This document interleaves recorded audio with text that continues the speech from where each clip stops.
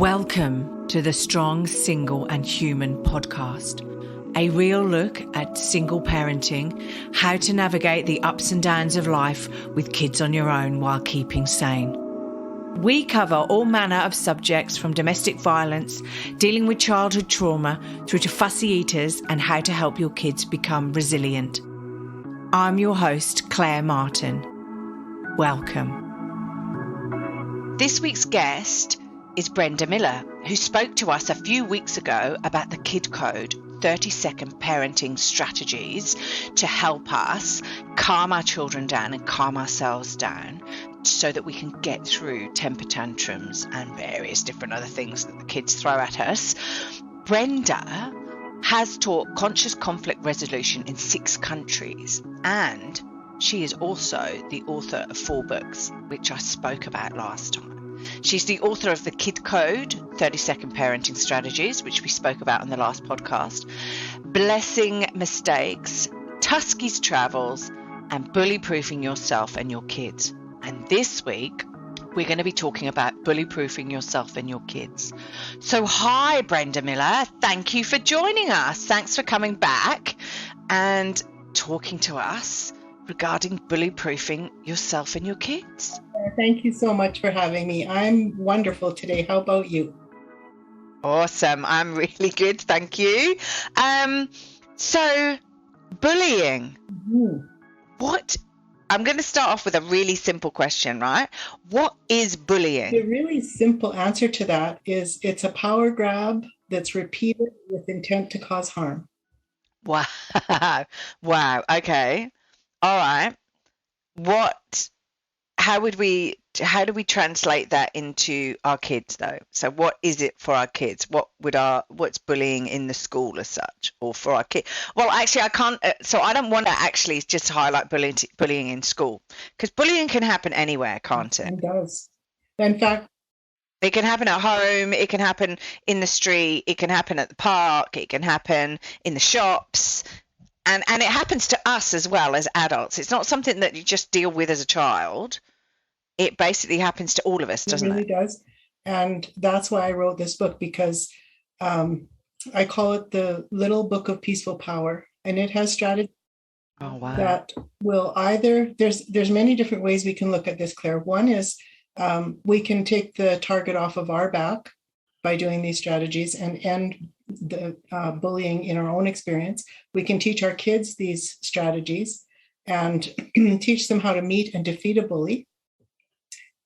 Things like bully basics, bully buttons, bully tactics, and most importantly, the bully proof strategies.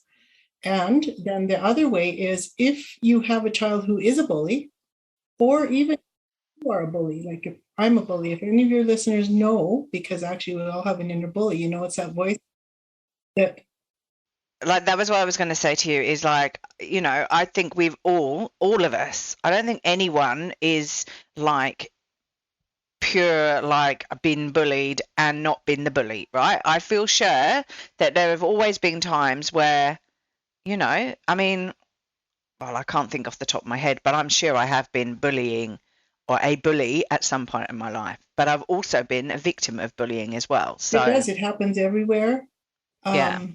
The interesting thing to me is that the anti-bullying organizations have strategies that they teach everyone. And I'm very grateful for them. And at the same time, the Youth Research Project, it studied just under 12,000 kids across 25 schools. And this was done in the US.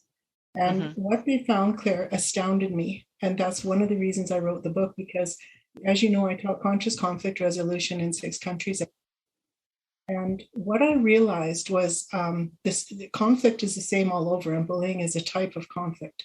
And that is that we want what we want. When we don't get it, that obscures our humanity. So what a bully wants is power on the surface, but underneath what they want is to dissolve their own insecurity, because oddly enough, the bully and the victim are both insecure. So this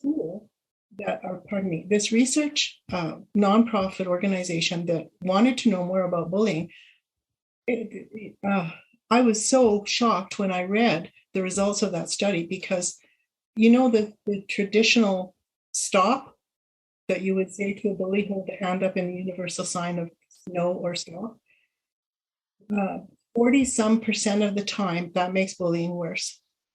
As soon as I read this report, I knew I had to write this book because the thing that's missing on the Wow. anti-bullying strategies, the traditional ones, is this extra idea of, which that's where the conflict resolution comes in. You have to see why you have the target on your back. And how to do that is to ask really simple questions. Here's one. So, what am I giving the bully that I should not be giving them? So if you just sit quietly for your listeners, when you have a minute, you sit quietly with that Okay. question and something will pop to mind. For me, one of the things that popped to mind was I'm giving him power. And how that translated for me as I sat in contemplation for a few minutes was that if I act submissively to him, he won't hurt me. Well, of course, as soon as you see a belief like that doesn't work because he was hurting me, it starts to dissolve because it doesn't serve. It's not the truth either. What other things could you potentially be giving a bully? So you said you're giving them power. Another thing that came to my mind when we sat here and you were talking about it was that you may also be giving them attention. So, yeah, so they're getting attention from other people in the school or from their peer group. Yes, and are there other things that potentially the bully would be getting? yes, many things like different types of control. Okay. Attention, power. They're getting a fix. It's like a drug for them. They're because it makes them feel special. Is that sort of what you're... You know what the truth is? A bully is not a bad person. A bully is a person with bad behaviors. And the reason they have bad behaviors is because it's become a durable lifestyle to get what they want. And the biggest part of this, though, Claire, is out of compassion. We have to see that the bully is, what's really happening is they feel like they're a bad person and they're trying to project that out onto the victim. So they find somebody who's also insecure. Yeah. They bully them because both are insecure. So really the cure for bullying is to make them secure. Now, can you do that in every case? Not always. But, I have many strategies that we can go through that begin to take the target off of your back, and also for anybody who is a bully, which we all are, as we mentioned, that starts to dissolve that in us. And then we come from a really completely more coherent and calm place. And also, I'm just really curious about this because you mentioned that research previously. Did the research, and I don't know if the research would have covered this, but did the research actually highlight whether girls get bullied more than boys and things like that? Yeah, not this. No, this particular one, it stuck with things like the bullying got worse 49% of the time, for example, if the victim. 35% of the time got worse if the victim walked away. That's why we have to do these other questions. Wow, really? Because because being a mum, right? My son has said, or somebody came to me at school and said X, Y, and Z, and he felt really confronted by it, right? And I just said to him, look, just say, agree with them and walk away, right? I said, just agree with them and walk away, take yourself out of the situation, right? And then go, and if it gets worse, go and speak to a teacher or come and tell me, and then I'll get it sorted out, right? And as it is, it was, couple of incidents in the playground, and he's not mentioned it since. So, and I'm sure everything's fine. Well, Claire, that's good, because it's only that certain percentage of the time that it doesn't work or that it makes it worse. So that means the other. Yeah, but even so. Work. But that's why we have this book and these other just to make sure. So about the statistics that you asked about, it's like it's 1 in 3 students, adolescent students, that usually are bullied. And I was thinking Wow. in other countries, we talked a little bit about cyberbullying. When Well, that's a whole different world of bullying that I would never have even been involved in. And I know it affects so many people out there on social media who are adults, let alone children. And I dread to think the impact, like as an adult, it can be quite a big impact, but like I dread to think the impact of cyberbullying on children. And I mean, at the end of the day, for me, it was like you were called names, you were pushed about in the playground. It was a very physical or in your face altercation for me, being, the age I am. Whereas it doesn't need to be nowadays for these kids, does it? like cyberbullying is a really good example of that. Or I was just thinking about you. You're from the UK, right? Did you told me that? Well, Yeah, that's yeah. from there interested me because 1 in 4 kids, so 25% of the kids that go to school reported that they're bullied a few times a month. And something like 16,000 kids miss school due to bullying in the UK. Wow. It's such a it is such Wow. a big deal, And I was really surprised when I did the research on so where does cyberbullying happen? And it was oddly enough, Instagram was 42%, Facebook was 37%, Snapchat was something like 31% and downward. So I would have thought Snapchat would have been bigger because it's an instantaneous, like it's a snap in time and then it disappears allegedly. And I'm surprised, mind you, Insta is the new Facebook to a certain extent, so it's quite interesting how social media people move, and TikTok and various different things like that. Although TikTok, I'm imagining, well, I don't know because people leave comments with TikTok, but I'm imagining TikTok is less of a volatile platform than Insta. Who knows? But yeah, man, like I'm not sure. I think, and I agree with you. Like, and look, I'm trying to think as we sit here and talk. I'm trying to remember. Like, I can remember being bullied at middle school. I can remember, and I didn't class it as bullying, right? I did not class it as bullying. But when I was at school, I had two nicknames, right? The boys, for whatever reason, because I was supposed I was bigger than a lot of the other girls, not fat, but just broader and taller and things.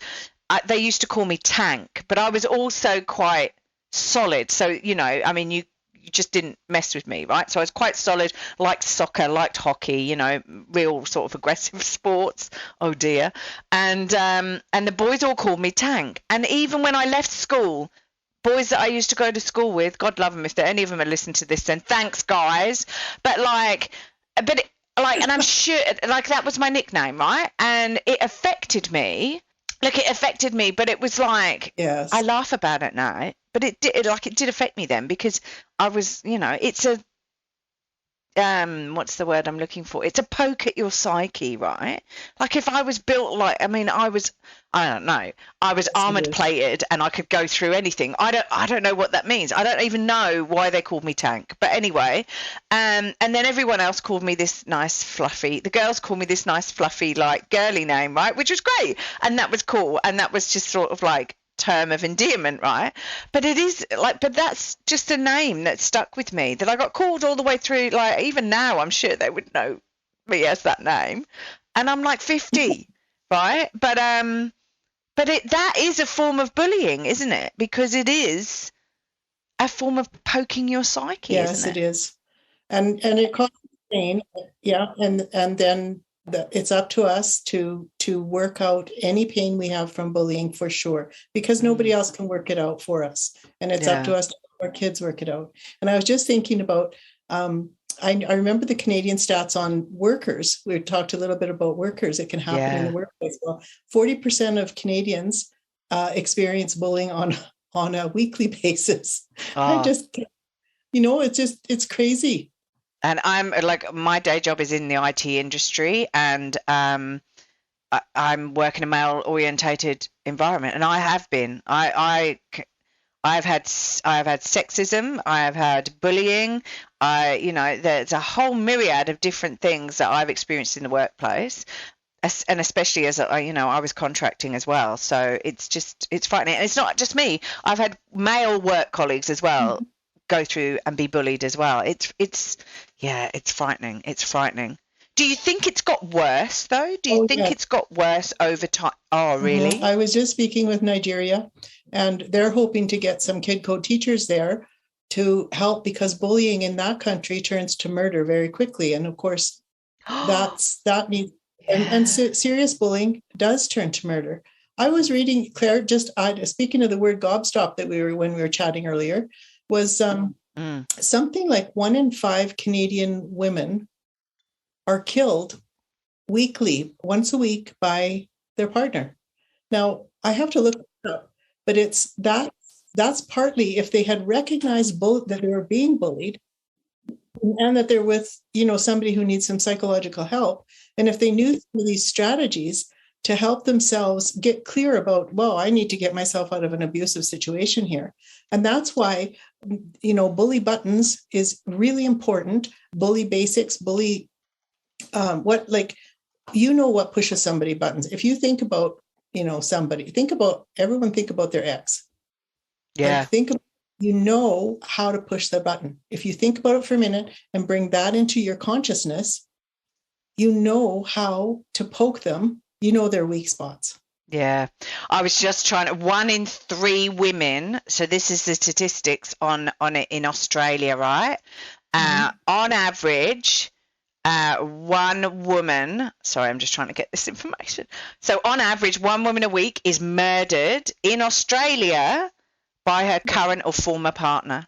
1 in 3 women has experienced physical violence since the age of 15. Admittedly, that might not be with their partner.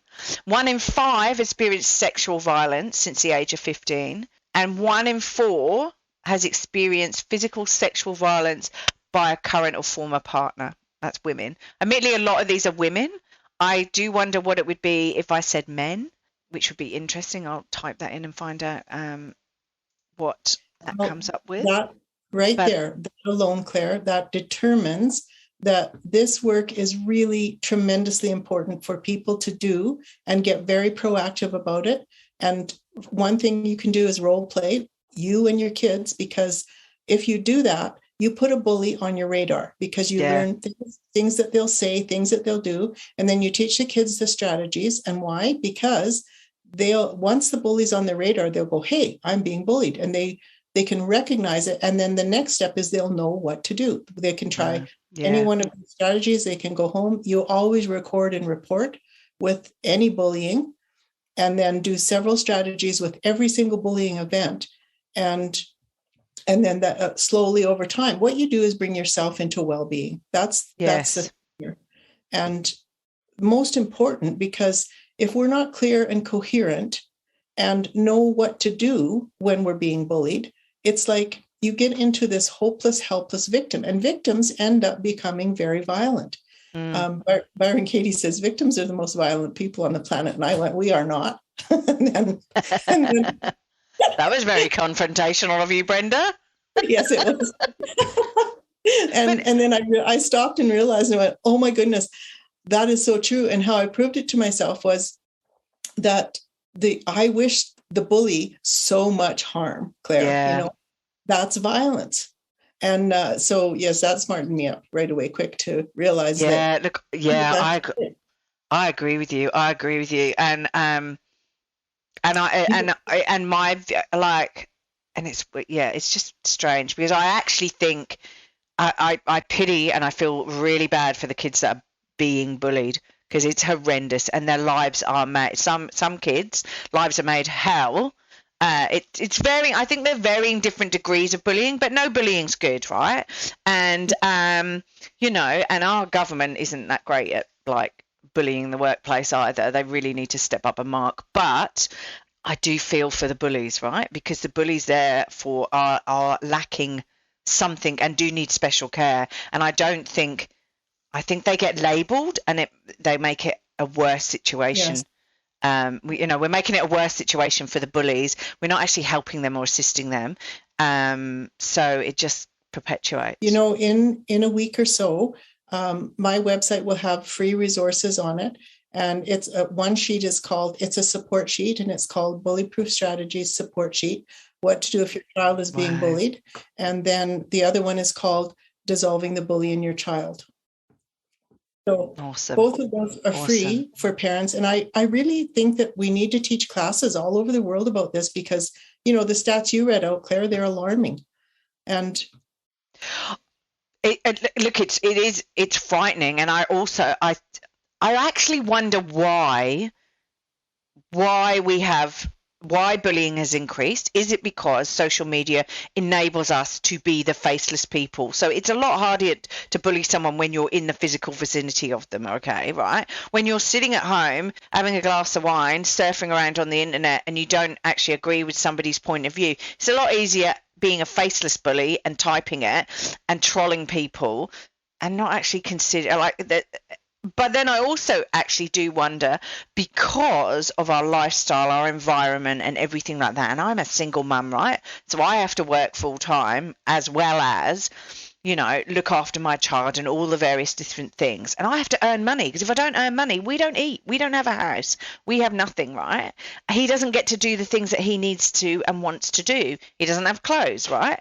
So I have to work. But 50 years ago, right, when I was a kid, well, no, maybe not 50 years ago, maybe 4 years ago, but like when I was a kid, like my mum stayed at home, and then when she went to work, she worked part-time. So she was able to work 2.5 days a week. So she actually had her sanity of going to work and doing her stuff and being with adults, not having to look after us kids, because we were at school as well.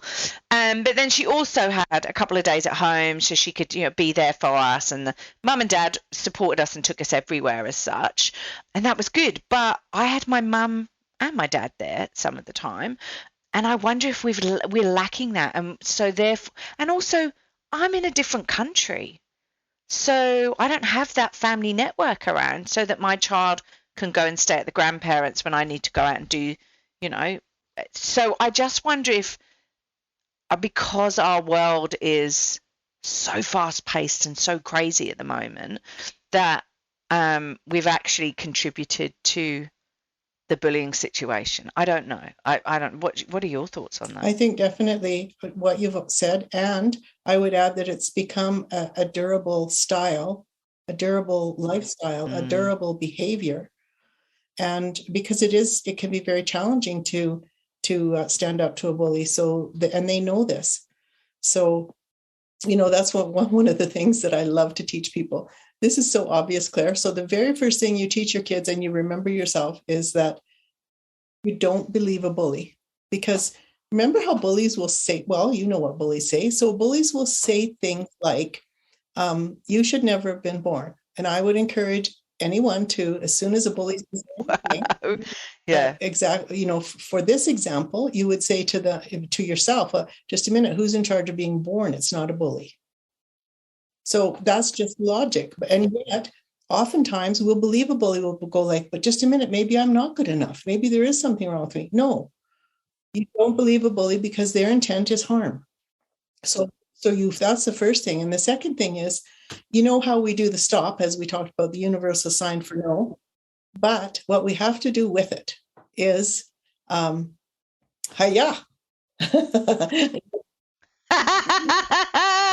Okay, I'm fine for that. Yeah, I'm up for that.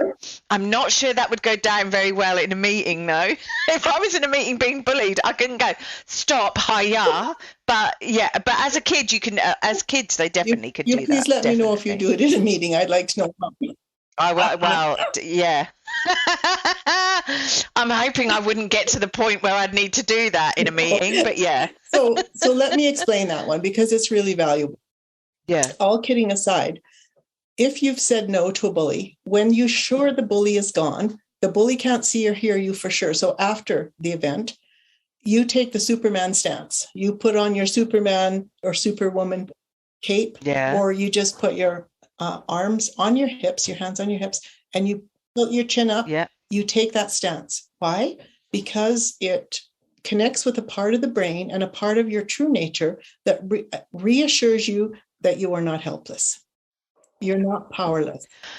Right. So the hiya, you don't have to do in front of them. You basically can do that afterwards. You can go, stop, deal with the situation. Then after it's all like petered out, you can go, yes, hiya, hiya Exactly to correct. you. You never do it in front of the Okay. bully.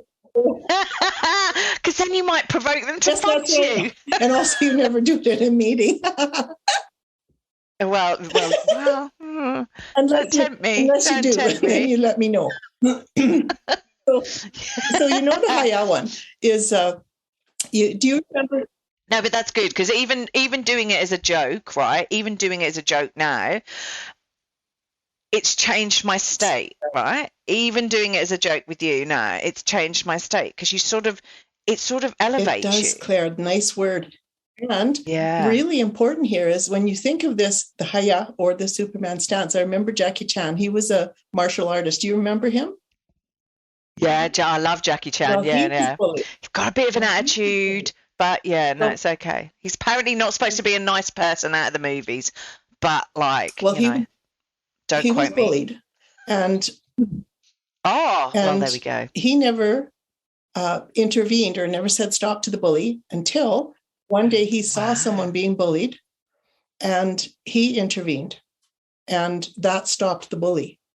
And from that day forward, then he understood that he could also stand up for himself. So I decided from that we had to incorporate one of the martial artist statements, hiya, for our kids. Like as they're walking to the park, they can go hiya. Or they can take the Superman stance as they're walking to the park. Or as you said, we just did it, and it elevates a person and connects them to, I absolutely am not powerless.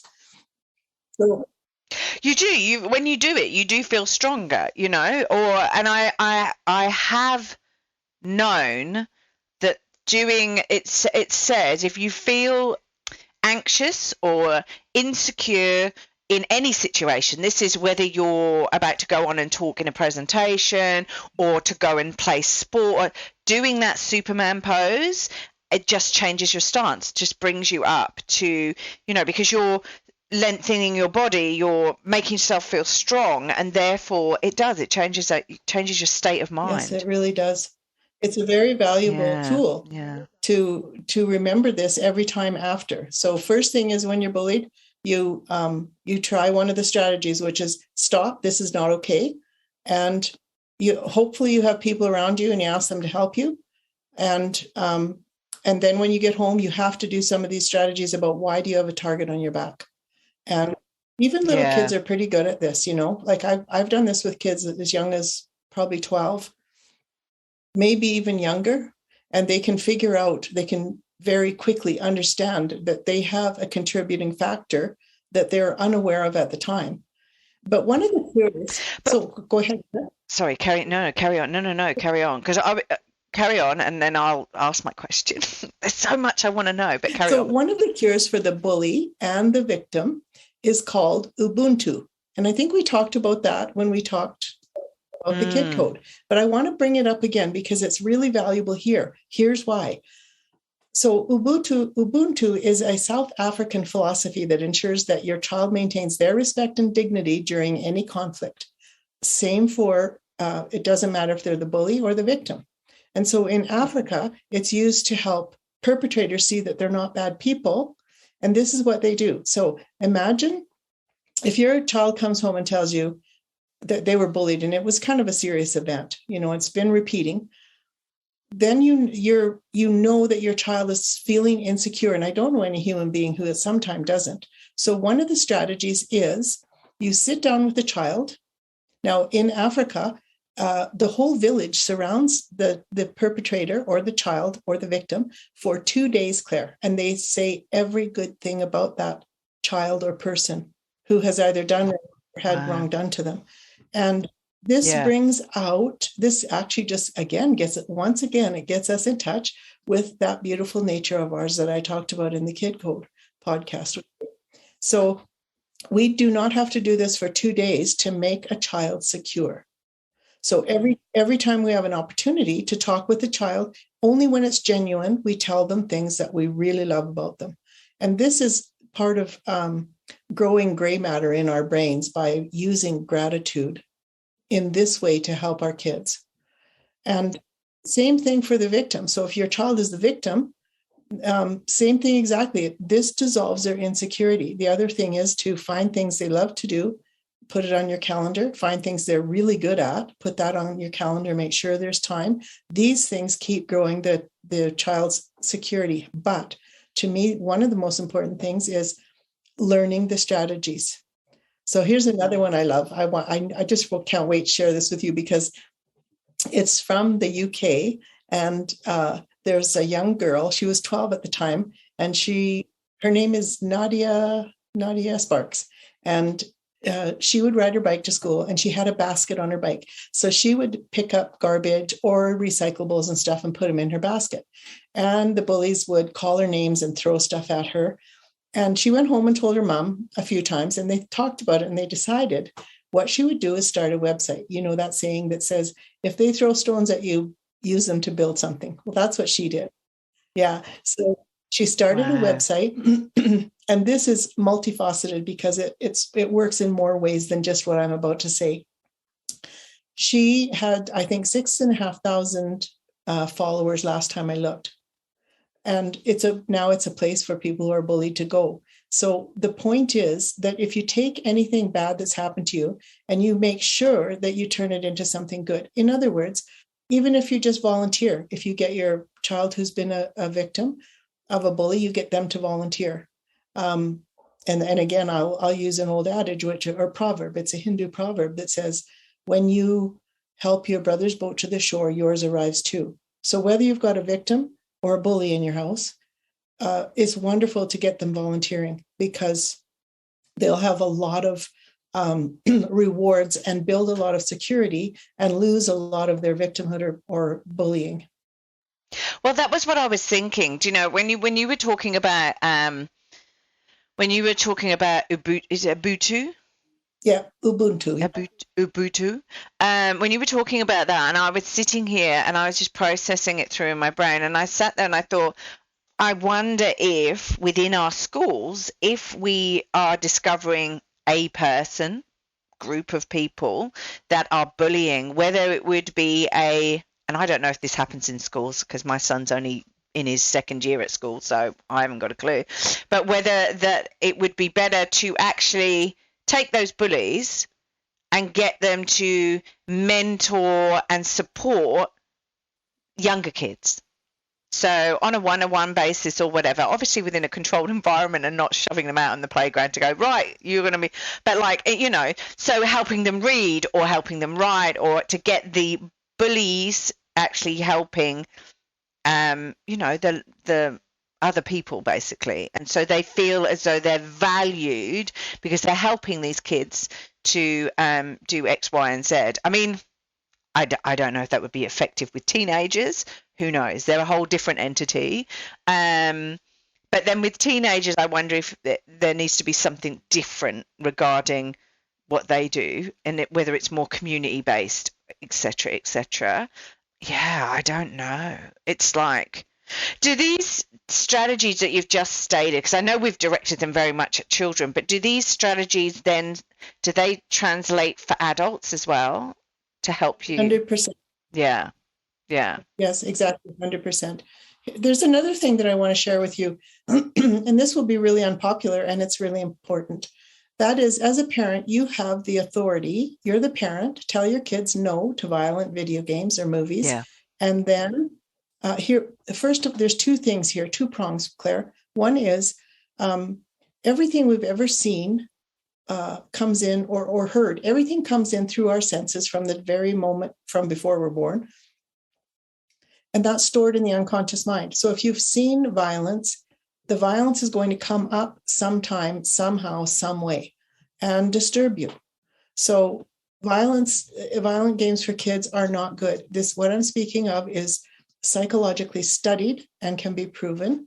So offer your kids, find things that they love that aren't violent. There is so much available for kids now, and you are the parent. You do get to say no. And if they fuss, they fuss.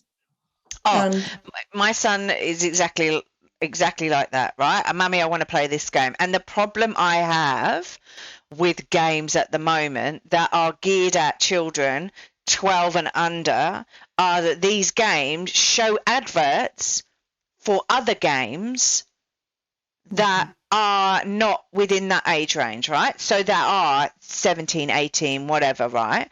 Or it seems as though there are those types of games, right? Because then he wants to play them. I actually think that the game that 12 and under adverts for other games should be banned from apps online for kids, because my son is 6 and I'm not going to stop him playing games because that would be like crack cocaine to him, right? And he goes and plays games elsewhere. So I agree with you, I have to select the games that he plays very carefully, because there are some really crazy, like for me as an adult, I would be okay, but there are some crazy games out there, even for under 9s, right? That you just go, oh, I'm not sure about that. And that normalizes it all for them. Good word, Claire. And we have to be strong enough to tell them the truth, that when you play it, the reason I'm asking you not to is because it's being stored in your unconscious, and it's going to come out, and either you're going to be scared of the dark, or you're going to have a really strong reflex reaction to slamming doors, or it's not going to help you. It's going to create problems in your life. This, on the other hand, will not cause problems. This is a step we have to take as parents, because I think it's gotten completely out of hand, and it's deadly. Yeah. Well, I think there are a lot of people out there who goes, oh, it's okay, it's not going to affect them, it's fine, And I don't think the research that you're highlighting, it's actually it's not out there, and it's also a delayed reaction, if you see what I mean. Like, they may watch it at 6 or 7 or whatever, and then it doesn't really come out until they're like 18, 19 or whatever. Although I say that, and this is very English, this is very English of me, but it is a horrendous and horrible situation. I can state the Jamie Bulger case that basically was in the UK, where 2 10-year-old boys basically took a toddler, a 3-year-old boy, and tortured him and then killed him on a train line in the UK. It was horrendous. They took him, this toddler toddled off basically from his mother, because his mother was looking at something or checking prices or asking something in a shop. He toddled off. These 2 boys found him and they took him and they killed him.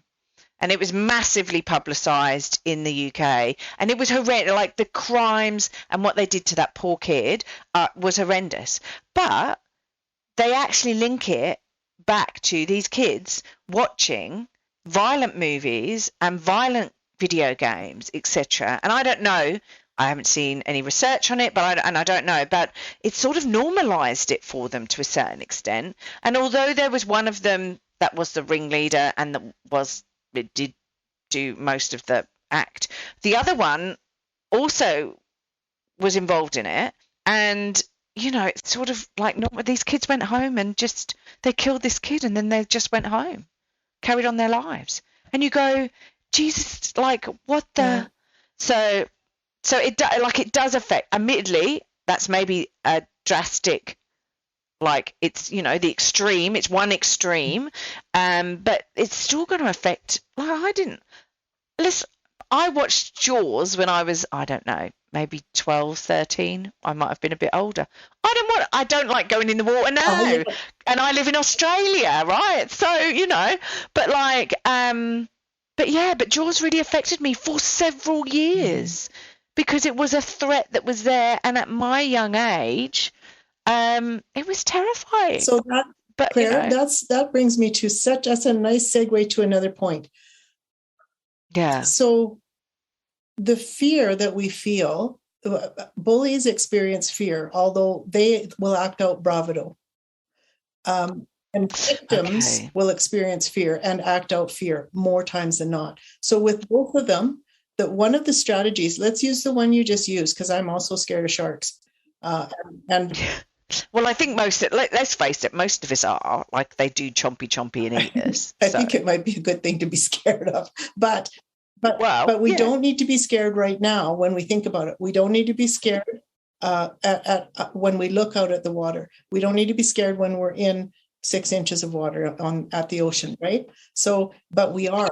So one of the things you can do with kids, and I really love this, is let me tell you this way. So a child is scared of the dark, and downstairs is dark, and they have to go get their laundry, and it's not light enough even with the dim light on. And so you invite them to take one step and then feel the fear.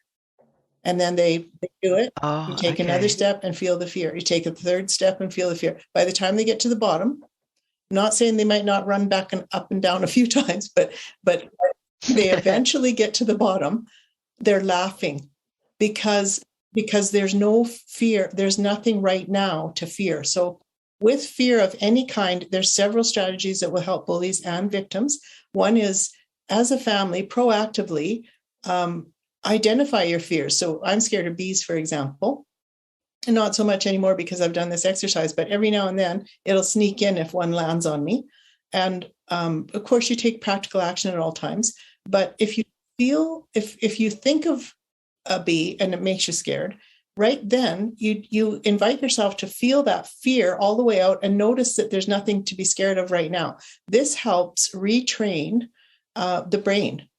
And we know that the brain has the function called neuroplasticity now, and it can change the way it fires. And so you can actually reduce these kind of fears in kids, which I'm very excited about, because it seems like lots of them are even born with fears, like born scared of fire, born scared of water. Now, I'm not saying you don't be cautious around these things, but I do say that if I feel fear when I'm not near them, I need to resolve that. Yeah. And here's one reason, because as it relates to bullying, a fear makes us very insecure. Yeah. Well, that was what I was going to ask earlier, actually. Like, what fear does a bully have? People. Oh, okay. Like the fear of not being accepted, the fear of not being thought of as special, that insecurity, that like I'm not good. So in a way, quintessentially, being a victim of bullying or being a bully, they're both actually dealing with the I'm not good enough, are they? Because the bully's telling the victim that they're not good enough, and then they're believing it, and the bully's not feeling not good enough, and therefore is trying to project that on somebody else as such. So in a way, that bully is trying to project all of the things that they're feeling onto the victim. And they're both believing the thought, I must be bad. Yeah, wow. It's a whole crazy myriad of, yeah. They're scared of that, because if I'm bad, I won't be accepted, I won't be approved of. I might, somebody might even abandon me. We don't know. Yeah. And so it's really important, I feel, to get really knowledgeable. That's what my job, I think, really is to help educate people on all of these things I mentioned, like especially the bully-proof strategies, because they don't go away most times. And they, as you said, they impact your life. And it's often for life. And that's not what life is meant to be. By the virtue of the meaning of the word life, it means we're supposed to be alive and not dead by these things, not guided by these things. So we can develop so much. I'm a little bit grateful I'm not grateful for the work bullying, because I think work bullying in a work environment is just horrendous. Just really, I'm such a different person to who I was 10 years ago, 5 years ago, 3 years ago. But because you grow and evolve, and you move forward, and you think about, but there have been times within my working life that still affect me now, that I've worked through, that I've come to accept, that I've actually sat there and I've actually gone, okay, take a deep breath. What was the other person going through? So it's about that compassion and empathy for the bully, basically, and to say, okay, maybe they felt out of control. Maybe they're feeling X, Y, and Z. And it wasn't all about me. It was the fact that they were insecure, they were out of control, and at the time when you're actually in that bullying environment, you actually sit there and go, oh, it's all about me. I must be rubbish. I must be not good enough. I can't, they're saying I can't do my job. They're saying X, Y, and Z. But it's not, it's about them not being in control, them not being able to do their job, them not being able to do X, Y, and Z. Says me, this is my justification of it and how I'm working through it. But holding on to all of that, I mean, some of them, if I think back, blimey, I haven't been in one of these positions for, I don't know, 10, 12 years, maybe 10 years. But like, if I think, even thinking back to it, even sitting here talking to you now, thinking back to that, it was the worst, most toxic environment, the worst, like the effect it had on my life. I had to walk to work and walk home because it was so stressful. And I was in a relationship where my partner at the time turned around and said, oh, I'm glad you've left that job, because if you'd have stayed in it, I think we'd have split up, because you were just such a different person. It just is all encompassing. So, I think it's very, very important that we actually sort out the bullying thing from a school perspective. We actually start to promote compassion in people from the school perspective. But oh my God, we need to sort out the adult stuff as well, the workplace bullying as well. How do we do that as adults? I mean, I know we've got the stop where you can, we can teach, and I definitely taught Oscar the stop. That's not acceptable. You're not respecting me, whatever. And then the walk away business. But how do we deal with bullying in an adult situation now? The exact same way. Oh, okay. And why? Because the bully, it doesn't matter the age of the bully. Their strategies have just cemented in older people, but they're the exact same in younger people. So what I would say is that the adult has a better understanding of everything I've just said than the child. So it's actually easier for an adult to do this work and bring themselves into understanding and then be able to teach it. But to your question, bullying in the workplace, since it's such a big deal, what we do is I teach a class called Workplace Woes to Workplace Wisdom. And what we do in that, it's a 1.5 hour training program where employees, we just do it through Zoom. Their whole staff come and we teach them this, and we tell them what kind of signs to put up in their staff rooms or throughout their business. Mm-hmm. But I think, Claire, it's a long road. It's a long road. I do. And I think, I completely agree with you. I think it's just, I'm not sure what we do, because Australia is not, we're definitely not at the forefront of dealing with workplace bullying in any stretch of the imagination. We've got ageism, we've got sexism, we've got racism, and I'm sure in Canada and the US and in the UK it's all the same there as well. But we need to love our human race a little bit better, because at the end of the day we're all human, aren't we? I don't know what we're teaching people these days. So look, I know you've got so many awesome resources. You've got the books and everything on your website. Where do people get in contact with you if they want to know more about the bullying, if they want to grab your free bullying sheets, your not checklist strategies? Where do they go for that? They go to on the internet. It's at thekidcode.ca. Brilliant. Awesome. Look, thank you so much. I love talking to you, and I could talk to you all day, but like, you don't have the time to talk to me all day. But I love it because there's so many questions I want to ask you. There's so much there's so much I want to know and delve into, because you've just spent such a long time dealing with conflict resolution and all of these different strategies that you've been sort of building up and stuff over the years.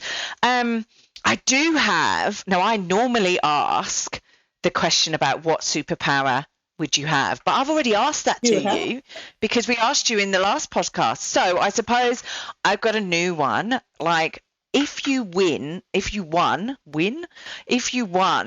$10 million, apart from obviously paying off your home loan or whatever, and what would you spend it on? And it can be anything. It doesn't have to be like world peace or anything like that, because I'm not sure $10 million would spread across world peace. I think we need a bit more money for that. But what would you spend it on? It's really easy for me, Claire. I would spend it on getting this work, the kid code, the bully proof. I'd spend it on getting this work into schools. I'd do anything I could. In fact, I do offer schools free resources, my free time, to teach the bullying to schools if anybody wants to. So if you know of a school that wants to start implementing these programs, I do that for free. That's what I would do with the $1 million. I would try to change the face of the earth and get everybody to start using strategies that would, as you said, make us a little more kind to our fellow man. Yeah. Yeah. I don't know if I mentioned it on the last podcast that you and I did, but my view is the school hours need to extend. Poor teachers, they hate me. They will hate me, right? But I do sit there and I go, right, enough of this 9 till 3:30, because we have a school day of 9 till 3:30 here in Australia. And I go, enough of that, right? That's not convenient for me. It's all about me. But I actually think, well, especially when the kids get older and go to high school, I'm going, make the most of the 9 to 3:30, people, because you ain't getting that when you go out to the big wide world. And I sort of go, we need to extend it to a 9 to 5 for these kids, right? Don't worry, teachers. I'm not saying you need to teach more, but what I'm saying is that in that extra hour and a half that they get in the day, right, we teach them practical skills. So we teach them bullying and empathy and all of the things that they're going to need, communication, debating, negotiation, all of the things that they're going to need when they go out into the big wide world, like standing up to the employment bullies that you will, I hate to say it, and I know there's not kids listening to this, but the parents will do, you will encounter bullies. I don't care what anyone says. So it's about the learning strategies like you've just highlighted to deal with those bullies in the workplace, and to bring, and to shut it down as soon as you can. Yes, exactly. And to give yourself some power. Yes. Shut it down as soon as you can. That's one of the keys here is if you know how to meet and defeat a bully, because you have all this information and strategies, the very first time you do it and it works, you've just changed your life. Exactly. In a remarkable way. And you have that power. And we send these awesome kids out there with, maths and English, very essential, I have to say. But with history and geography, well, history, we need to learn from hindsight. Geography, we definitely need to know about the world we live in. But we send them out there with, social skills as such. But they're not the social skills that they need as such. And, they're very impressionable and they're kids. And I don't want to stifle their creativity. But they'll get out into the big wide world and it will be stifled because they will have people who will be managing them that won't be forward thinking or whatever. And they need to grow and develop but deal with the big bad world out there. And I don't think our schools are geared up to deal with that big bad world. So that's the scary point. Anyway, look, like I said, I could talk to you all day. It's awesome. Thank you so much again, Brenda, for coming on this podcast. This is what the podcast is set up for, is for you guys to come on and give us some tools to help us bring our kids up and keep sane and keep them sane and sort of get through this crazy world that we live in. Yeah, exactly right, Claire. Thank you so much for this opportunity, and I love to share this work. No, that's fine. Thank you. Have a great day, Brenda. Thank you. You too, Claire. Thanks for listening. If you've enjoyed this podcast and you would like to hear more, please hit subscribe wherever you like to hear podcasts. If you would like to support us further, share this episode with your friends and family. And finally, drop us a review on iTunes, as I'd love to hear your thoughts, comments and ideas. It all helps me to understand and produce awesome content you want to hear just like this. If you want to check out our past episodes, write to us, appear on the podcast, or for links, resources and show notes, go to our website www.strongsingleandhuman.com. We are also on all the usual social media platforms, Insta, Facey and Twitter.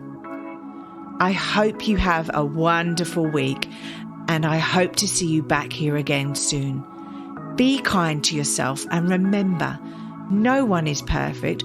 We're all just putting one foot in front of the other and doing our best.